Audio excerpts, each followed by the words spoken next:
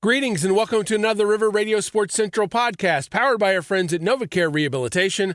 Alongside Matt Varney from 103.5 ESPN, I am Darren Kinnard.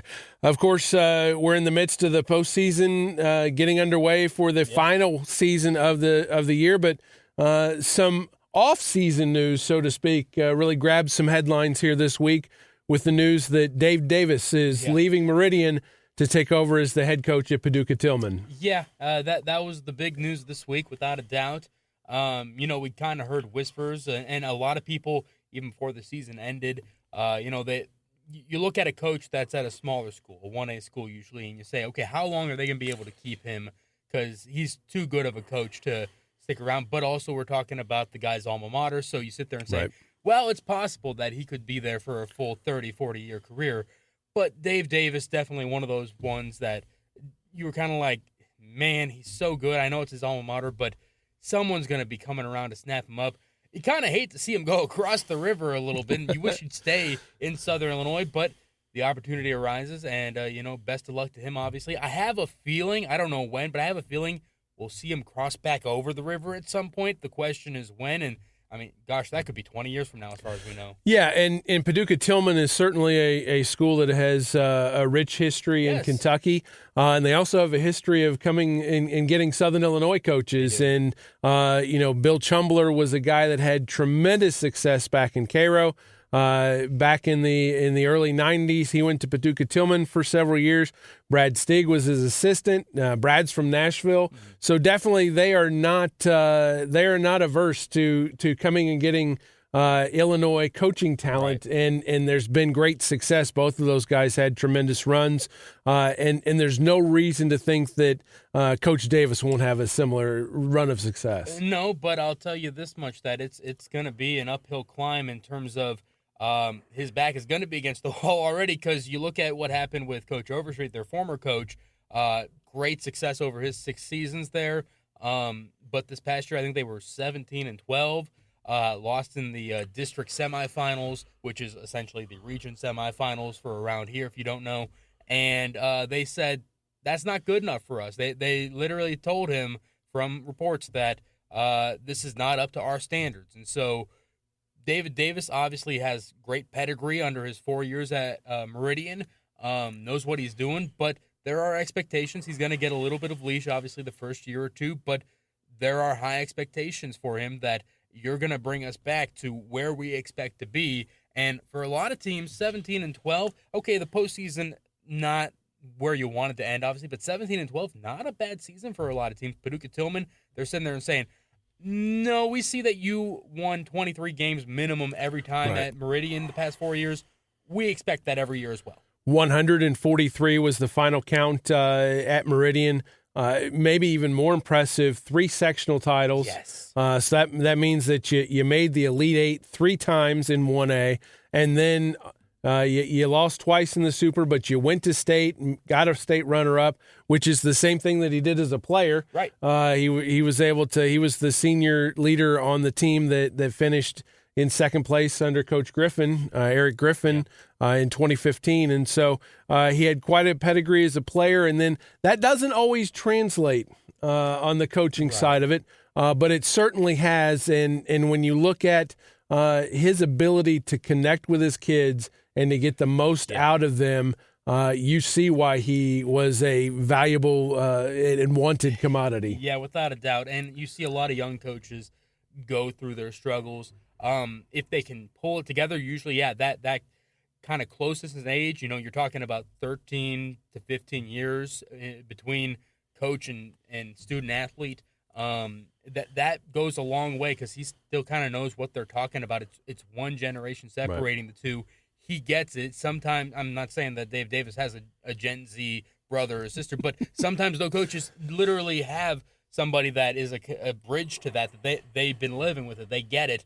But nonetheless, the first step is always success, and he had that success. He knew what it took clearly, and so just having that kind of connection. Now, as he gets older, he's going to lose that connection a little bit, but he knows very relatable. Yeah, but he knows how to connect, and that's a very good first step for a good coach. Well, and the other thing is that you just get the sense from talking to the players and watching the way the interaction is, those dudes would run through a wall for him. And again, that speaks volumes of why they've been so successful at Meridian. Yeah, and to my knowledge, I know that he's, I think, got at least one of his assistants coming with as well. So they're going to keep a lot of that structure that Meridian had. Paducah Tillman's going to get similar structure there. So they have to be ecstatic about that. But on the other side, Meridian probably was looking at one or two of the assistants saying, maybe, especially at this point in the game, saying maybe you just lost one of those potential candidates that could keep the structure that was put there. And so, they're going to be scrambling a little bit. They have some decent talent that's coming back that it should be an attractive job. But whether it's they poach somebody from another program, somebody's going to be looking around next year being like, man, we didn't really get the situation we were hoping for. Right.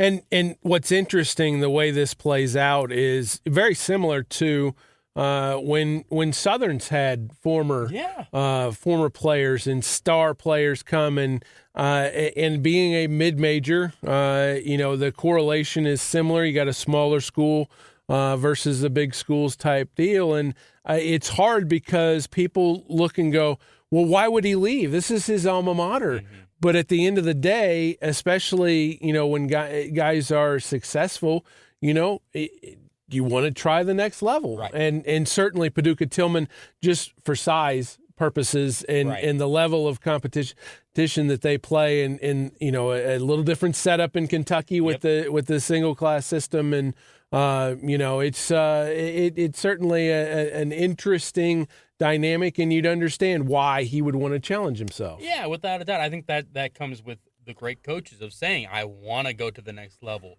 I've talked to several coaches that have done that. I've also talked to coaches that they thought about doing that and just the timing didn't work out, but they always kind of look back and say, that was the moment that I made the decision that it was either I'm going to be here for the next 20 years or I'm going on to the next great thing. And it usually works out either way for them. But he's in a position, especially at his point in his life, a lot of coaches don't get this possibility at this point in their life. Usually when you're looking at a 4-year head coach that's had the success he has had, you're looking at someone that may be in their mid-30s. He's just cracking 30, right? He said, I have time. I have plenty of time that, if I want to come back, I can. Right now he's going to take this challenge. Maybe eventually he'll come back to the IHSA, and I'm sure Meridian fans would love to see him come back at some point. But there could also be then maybe the next level from Paducah Tillman open up in a couple years here in Southern Illinois that he could say, okay, I'm ready to challenge myself there too. Right, and so it's, again, certainly not unprecedented to see Southern Illinois coaches go to Western. In the past few years, we've seen Western Kentucky coaches coming to Southern Illinois, and Vienna has become the hotbed. So a little reversal of fortunes here with some big offseason news here in basketball. So on to the postseason. This week already we have seen girls track sectionals and the boys bass fishing, or not boys, the bass fishing regionals, because obviously, that is a boys and girls deal. In fact, Salem won the Forbes Lake regional, and one of their top fishermen is also one of their top softball players. And so she's doing some double duty there up in Salem. Had something similar a few years ago, I remember as well. And it was like a 4-year star on both the softball and on the lake. Yeah, no doubt. And I want to talk track because I went to the Weber 1A sectional and saw just a tremendous performance, not only team-wise, but individually. And I know you're going to be shocked by this when I tell you that the Nashville girls are athletic, and they're, because I saw Coach Dempsey Whitty there. I'm like, is there anything these girls can't do?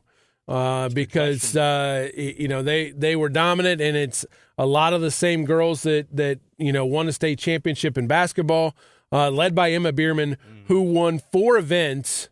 And in the process, she set school records in both the 100 and 300 hurdles, in addition to winning the long jump and the triple jump. That is just amazing right there. I mean, she outscored at least half of the teams. I mean, she accounted for 40 points just personally, and just it was an incredible performance. And again, as the team, Fairfield was the biggest competition, and they had a good day, but Nashville was just tremendous yesterday. Yeah. Well, you talk about what can't they do. I mean, IHSA has flag football now, and I know that there's some Tennessee schools that are just starting to get into that as well. Let's bring the girls' flag football around here, find out if Nashville is just as dominant on the girls' side as they are on the boys' side, I guess. Because, man, yeah, I mean, they are just fantastic. All of them are, and they're just – it's tremendous to watch these fantastic athletes do what they do and not really miss a beat when they switch seasons. And another multi-sport standout who signed with Bradley for track, Ava Rush. She won 2 events yesterday, the 200 and the 400. So to see somebody that has had such success in other sports to sign for track and then to have success was pretty cool. Fairfield's Ella Sager also won the 2 distance events in the multi event winners, and so what this sets up for is next Thursday is when the preliminaries are. Thursday through Saturday. Onto the blue turf or the blue track in Charleston, and the girls' state track and field meet again. Always a spectacle. Yeah, that blue track is just alone synonymous, a spectacle right there. Yeah, exactly. I mean, it sneaks up on you sometimes, and then all of a sudden you see pictures and videos of it all, and you're like, oh, it's state time for track and field apparently, and you get to see it a couple of weeks in a row. Yeah, and it's it's the point where it is the rallying cry, to get to the blue track, and we saw several great individual performances. Marion's team had a very good performance in the Mascoutah 2A, the Mascoutah 2A sectional. And Oakville won the first sectional in school history. They won at Chester in 1A. And so it appears that Southern Illinois is set to have a good weekend in Charleston next week. And as we said just a few weeks ago, track and field is a lot of where Southern Illinois gets to shine. We just have track and field, it really does come down to athletes. You hear basketball coaches and football coaches talk about, if we have the better athlete. When it comes to track and field, if you're not an athlete, you're not out there participating at this point in the season. And so we have fantastic athletes, and this is where we get to really show it off. Again, you have some of the Metro and Chicago area that are some of their athletes are spread out across other sports, and so maybe that's part of the reason why. But we're going to take every win that we can get around here. Yeah, no doubt. And this has been a great run here in the last, I would say 5-6 years of high-level athletes in multiple events. And distance has kind of been the thing there for a while. And it kind of seems like now you've got some other stars emerging, and we talked about Emma Bierman. The other one to keep an eye on in 2A is somebody who had herself a day up at Mascoutah. Again, a multi-sport standout, Kamari Pollard, won the 100, 200, and 400. She set a PR in the 100, and I believe she still got the top 400 in the state in 2A. So she's somebody to keep an eye on. In the past, she's competed and made it to state in the triple jump, but she's not doing the jump this year. She is concentrating on the sprints. It's funny how you hear about those track and field athletes, how they do things for 3 years, and then their coach comes to them their senior year and says, you ever thought about doing this? And then they switch over to it, and then they're just the best thing. That it's the event they should have been doing all along, apparently.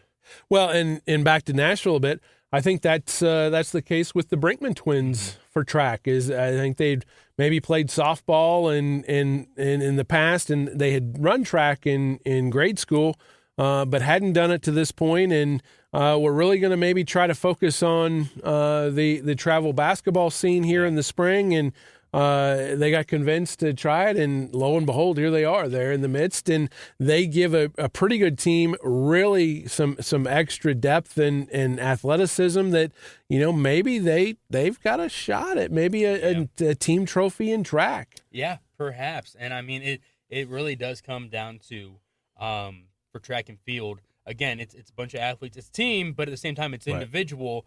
And you just see everybody kind of get convinced to go out and do it at some point in their high school career because you have all your friends that are there. Right. It's one of those sports that really can support a 100-member team, and it's no big deal whatsoever. They'll take everybody that they can get there. Right, and it just becomes another one of those things of I get to hang out with my friends. Well, and the other part that's kind of cool about track is, you hear about politics and you hear about, look, the stopwatch don't lie. That's right. There's no nobody in their right mind is going to not run somebody that is going to post a better time. That's right. And so that's from a coaching perspective, it has to be a bit of a relief of, now the good problem to have is if you have too many, that are good. But I think any coach would be pleased to have that problem. Yeah, if they have to go home and say, man, I've got 8 runners that are just amazing, but I can only put out 6. They'll be tossing and turning and figuring out who they're going to have to say I'm sorry to, but that probably just means that you get to keep them more healthy and rested because the next event, that those 2 that you had to sit down, okay, you're going in and 2 others are coming out, basically. Well, and when you have multi-event athletes, especially those that do the distance, look, the weather can be a roll of the dice. Because last year I was actually chilly for the first time ever at state. But there have been years that it's been 90, and when you have that turnaround, you have all those things involved. It can be a deal, and so you go back to Emma Bierman, who's qualified in 4, and so she's actually competed in I think 6 or 7 different events throughout the year, but these are the 4 that they feel like she can do some things, and that they are 4 that kind of spread out. That it certainly will be taxing. Yeah, but it's what she's trained for. Right, exactly. And generally the ones that are at state at this point, you have a lot of them that are doing that anyways. You again, it's an individual but a team at the same time, but you still have your stars in track and field, and it's no different. And so, Emma Bierman, obviously, she's going to be taxed a little bit, but she's been doing this, and like you said, 6 or 7 at one point, so it won't be the hardest day. Well, they can only do 4, but she has done different ones. She's done different ones throughout the course of the season. It just again shows you how talented that she is. That it certainly ends up being a situation where which 4 should I do? Things that never cross into most of our purview at any stretch in time. So we talked about bass fishing. The sectionals are next Thursday. The closest one, obviously, for most of our local teams will be at Lake of Egypt, and then the winners the top, and I believe it's going to be top 4 advance from there to state, which is not at Carlisle anymore. I believe it's in Newton. So that's going on. And then the girls soccer, the regionals were supposed to start tonight, but and we're recording on Friday as always, but they were supposed to start tonight. But with the weather forecast being as ugly as it is, the Murfreesboro Regional has pushed back a day. So the host Red Devils in Mount Carmel will now play tomorrow, as will the other semifinal, which involves Massac County and let me check real quick. That's Massac County and Waterloo-Gibeau, and so that'll be a doubleheader tomorrow at Murfreesboro. And the 2As that with not as many teams in the area, they will get in with the semifinals, and those will be Tuesday. And so yet another sport getting there, and then next week we have baseball and softball starting up. Yep, but it just would not be a sport in Southern Illinois this year if it was not affected by weather somehow, some way, and a big storm at that. I just hope that 25-26 we don't see the type of weather that we have in 24-25, honestly.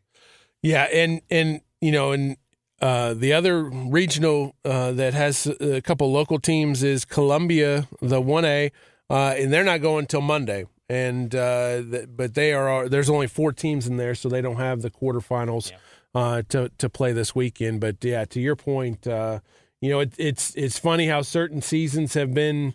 We had a couple football seasons where it felt like every Friday night we were dealing with something, and a lot of games ended up on Saturday. And this has just been an odd spring, and teams have lost so many games, and they're trying to get games. And Pinckneyville the other night hosts South Central, a team that was looking for a game. They were looking for a game, and then Alvarado called and said, "Hey, are you available?" And Pinckneyville's like, "Hey, we got lights. We can play too." Yeah. And so now you just hope that things get squared away and the schedule can hold for the postseason, because that gets really squirrely when those games get backed up. Sure does. And so you're going to want to make sure that if you're the IHSA, if you're one of those teams that we're competing when it says we're competing, and obviously you can't control that with the weather. But we are hoping that following this weekend's deluge that we finally get kind of a break in the action, and hopefully the next 3 or so weeks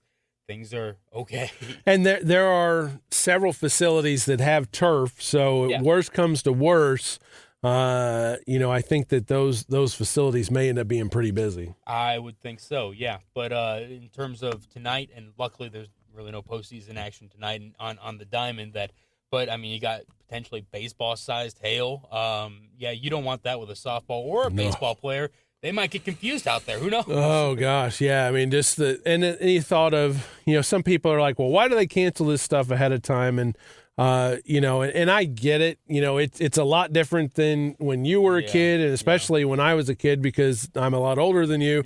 But at the end of the day, is you don't want to have a bunch of kids on a bus in the middle of baseball size hail or worse. And so, if you don't play a game, it's not the end of the earth. Yeah, well, and I think that's the big thing. It's kids, adults too. You want to watch out for their safety, but we're talking about kids here. I know people get real serious about this stuff, but it is kids, and some of these kids, once their year's over, they're never going to play it again. They're going to go on to bigger and better things potentially, and best of luck to them if that is the case. But a lot of these kids don't deserve to be put in that element and risk injury of any kind. And the last thing that I think it was some lessons from COVID.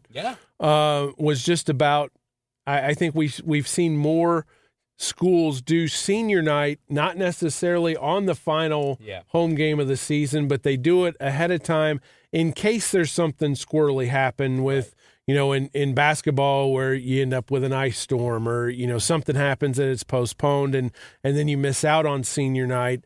And I've seen, teams are adding games. Hey, we're going to play so-and-so.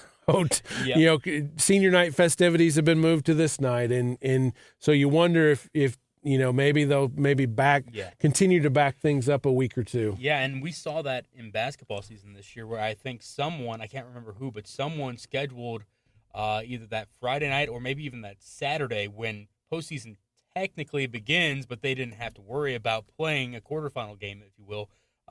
Someone scheduled either that Friday or Saturday.